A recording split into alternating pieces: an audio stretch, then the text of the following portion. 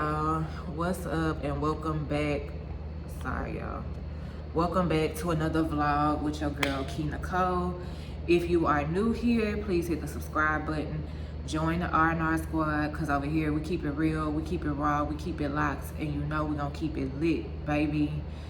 Happy Monday. Today is August 4th. It is Veda day 4. I hope you all have been enjoying the videos so far.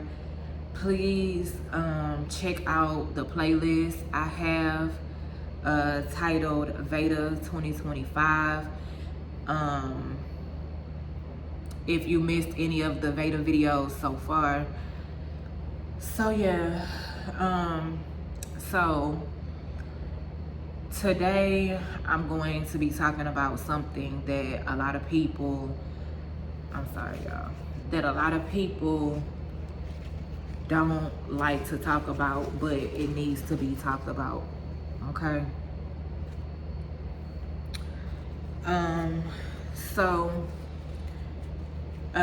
As y'all know, as I'm doing Veda, I'm also in the process of grieving my brother. Not only my brother, but I was still grieving my daddy. And the things people don't tell you is, y'all, grief is something different. Like, I have learned so much about grieving and the process and just how it weighs on you in mentally, emotionally, spiritually, financially, you know. So as you all know, if you all don't know, and I say it like that because some people have been here and some people are new. So let me just say it like this. If you are new here, my daddy passed away January of 2024. Now I'm gonna talk about that grief process. When my daddy died, or when my daddy passed away, I cried like very briefly. Like, I would have short cries like here and there. I feel like I had delayed grief with him, but when my daddy passed away, it affected me mentally. Mentally, I felt like I was somewhere tapped out, girl, on a whole nother planet, maybe Jupiter, maybe even Mars, maybe even Saturn, maybe even Pluto. I don't know where I was, but mentally I was tapped out. I did not feel like Kiana. I don't know. It was just, I don't know. But it affected me a lot mentally. Like, really, yeah. And him being passed away didn't really affect me until I moved in my apartment.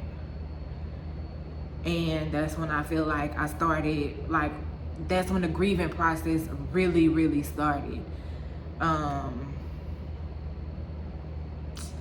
And so, as you all know, if you don't know, if you are new here, my brother just recently passed July 28th, 2025. And him passing away is affecting me emotionally. My emotions have just been all over the place. Every morning I'm noticing when I wake up, I have these emotional outbursts and then I get in these moods where I don't want to talk. So it's just the unstable emotions. It's just like every time I see a picture of him, or if I hear a song that we used to jam or vibe out to, I'm instantly crying. So it's just crazy how grief hits you different with different people. I surely thought that I was gonna have a delayed reaction with my brother like I did with my daddy, but no, I've cried way more with my brother than I did with my daddy. And I feel like it's because my daddy passing away was the first, like, my oldest brother is the one who passed away first in 2021. But me and him, like, we had a bond, but it wasn't really like a close bond. But when my daddy passed away, that was the first person that I felt like I was like this with. And I feel like it just took me longer to process because it was the first person that left me that was really close to me. But then backdoor a year and 6 months later, when my brother passed away, it's just like, yeah, that was too soon. Like, it affected me a little bit faster because, yeah, it was too soon. But let me tell y'all, God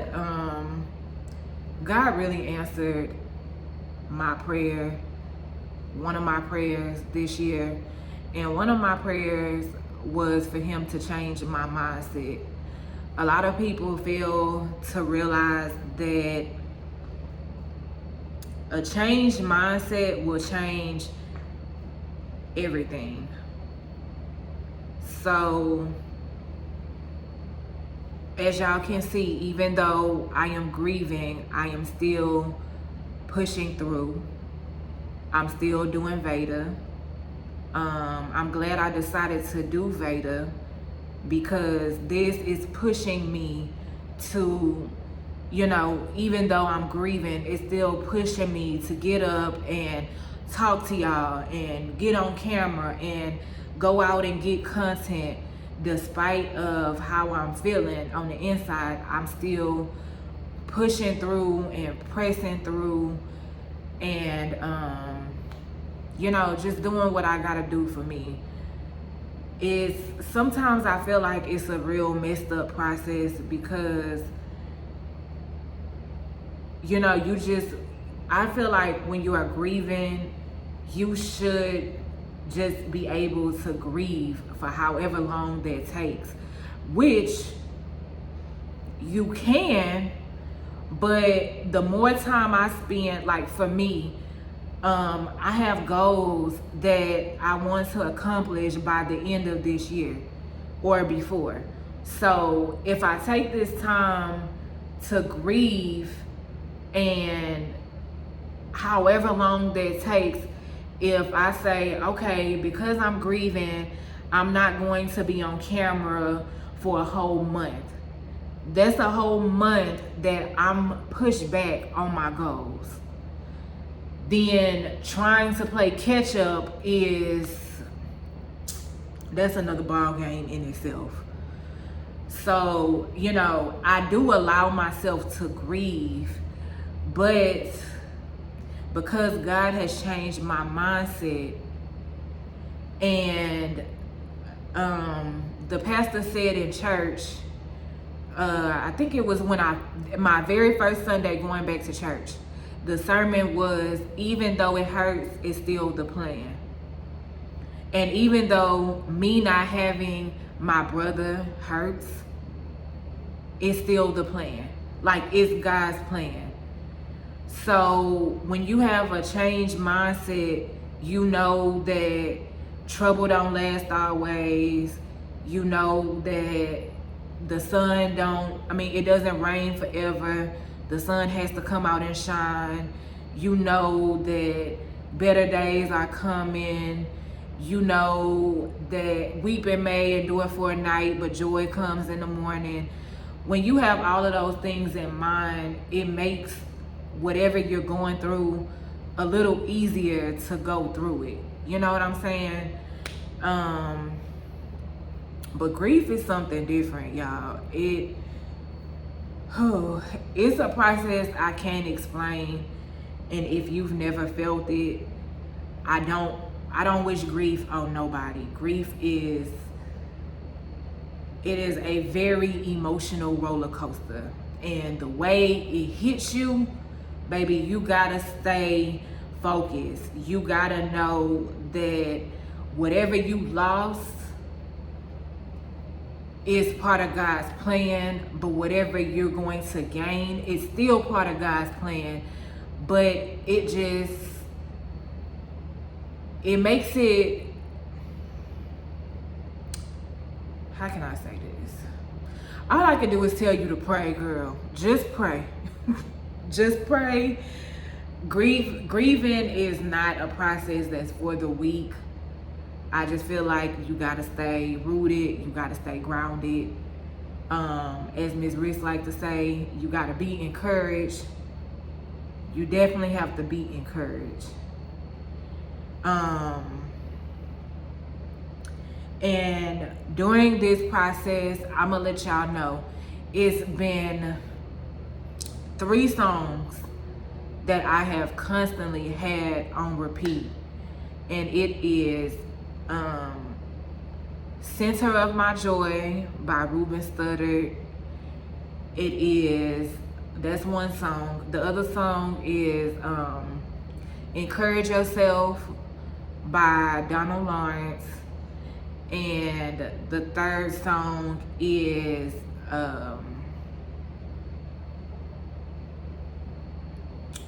what is it? It was just at the tip of my tongue. I Told the Storm by Greg O'Quinn.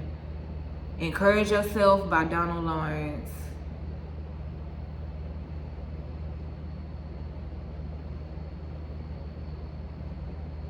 What is the third song? Y'all, it was just at the...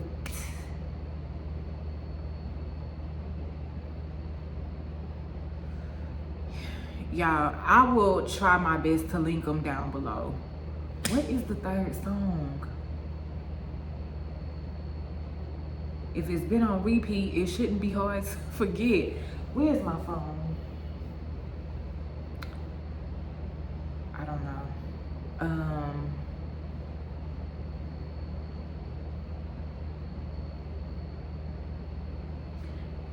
Hold on, y'all. Let me get my phone so I can tell y'all this third song. Okay, I got it. So it's I Told the Storm by Greg O'Quinn, Encourage Yourself by Donald Lawrence, and Total Praise by Donnie McClurkin. Those are the 3 songs that, oh, and Center of My Joy. So it's actually 4 songs. Center of My Joy by Ruben Studdard, I Told the Storm by Greg O'Quinn, Encourage Yourself by Donald Lawrence, and Total Praise by Donnie McClurkin. Yes, so that has been my everyday playlist that I have to listen to, because like I said, when I wake up now, I am emotional, and then I get in these moods where I don't feel like being bothered or I don't want to talk. Now, let me say this to everybody who prayed for me during this time, for everybody who sent prayers my way, sent condolences, to the people who text me, call me.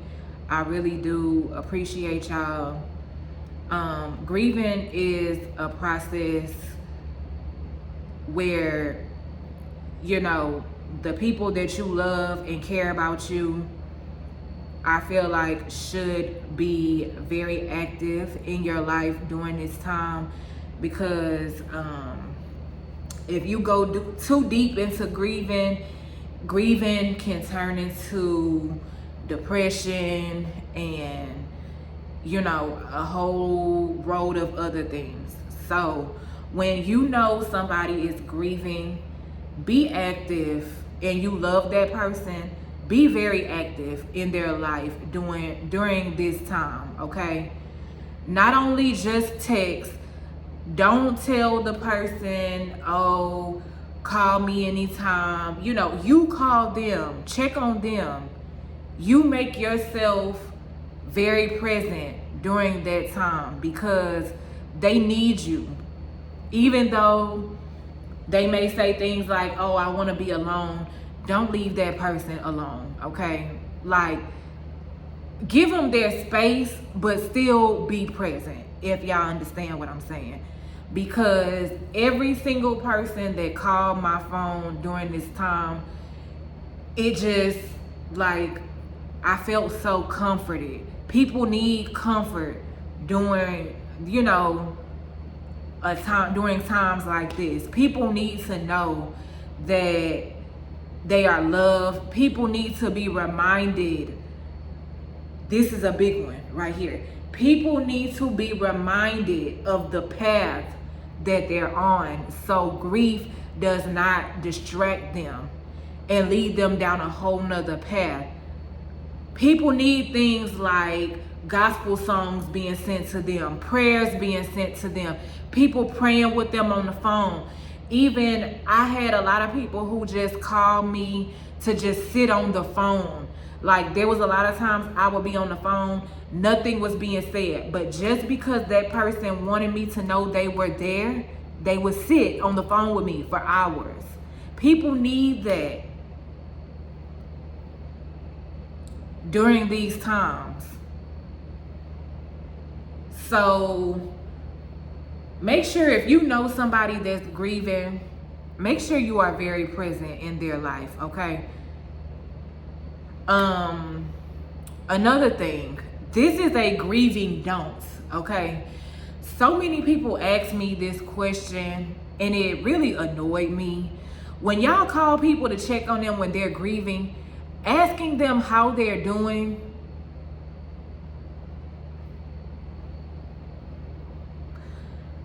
I don't know. It's like, make it make sense. I'm grieving. Why is the question how am I doing? I'm grieving. Obviously, when you're grieving, you're not in a good space. So to ask me how I'm doing, instead of just saying, let me pray for you. Like, it was so many people that asked me that question and I didn't get mad, but my response was, I don't know how to answer that. Like, I'm grieving. Why is that a question that you're asking me?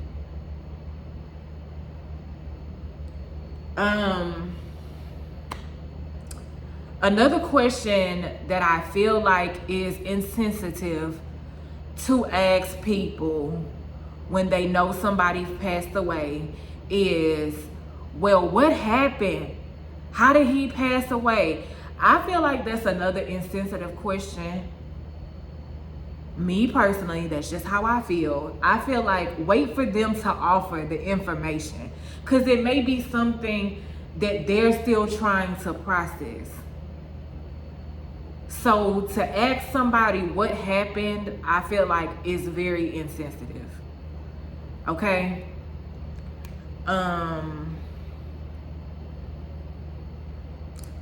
So yeah, I just wanted to come and talk to y'all about grief and the process and how God answered my prayers and how you really just have to get up and keep moving no matter what.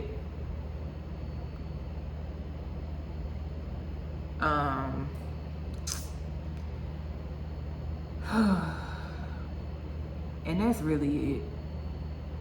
That's really it. Just remember, even though it hurts, it's still the plan. And I have to tell myself that every day. Like, Kiana, is God's will, I'm letting it be done. Even though it hurts, it's God's will and I'm letting it be done. Even though it hurts, it's God's plan and who am I to argue with God? Even though it hurts, God makes no mistakes. He is very strategic. Even though it hurts, it just gotta hurt, and you just gotta heal. Because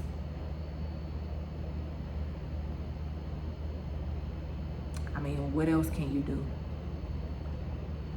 Like, what else can you do? Nothing but hurt, heal, and continue to thrive on all the good memories that you have with that person or those people. And you know, sometimes it do feel like it's messed up. You know, it feels that way. Even though I know it's not that way, it feels that way. You know. But the fact that my brother is no longer suffering on dialysis and he no longer has to suffer anymore, he is no longer in pain, that does give me great relief, because I never, you know, despite the relationship I have with any of my family members, I'm still a human. At the end of the day, I still have a heart. I still have a caring heart. So even though we may fuss, we may fight, we may argue, we may fall out, we may not talk to each other for a day or two, a week, 2 weeks, I never want to see nobody that I genuinely love in pain. So, you know, he is up there with my daddy and my brother. And now I just look at it as like I have 3 angels watching over me. Really more than that, but 3 close angels watching over me. So yeah, that's really what the topic today that I wanted to talk about.